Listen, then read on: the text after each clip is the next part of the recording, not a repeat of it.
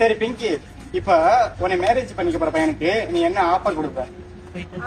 ஆஃபரா இல்ல வந்து மேரேஜ்? சரி என்ன மேரேஜ் பண்ணிக்கிட்டேன், என் தங்கச்சி இலவசம்.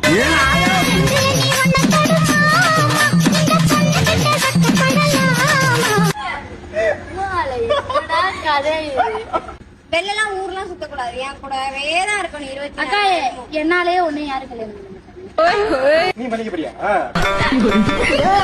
வெளிலாம் எங்கேயும் போக கூடாது, என் கூடவே இருக்கணும்.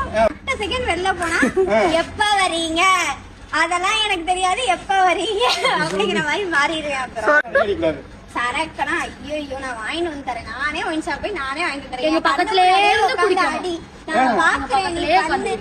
பிள்ளைகளை கூட்டிட்டு சொல்லிட்டு கூட்டுவா, கூட்டுவாங்க.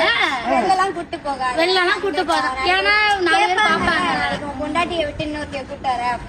என் புருஷன் வந்துட்டு என் முன்னாடியே அசிங்கப்பட்டா ஒன்னும் பிரச்சனை இல்ல, வெளில அசிங்கப்பட்டு உத்தமரா இருக்கணும். வீட்டுக்கு வந்து எப்படி வேணா இருந்துட்டு போறான். என்ன ஒண்ணு பண்ணல கூட்டியாந்து நீங்க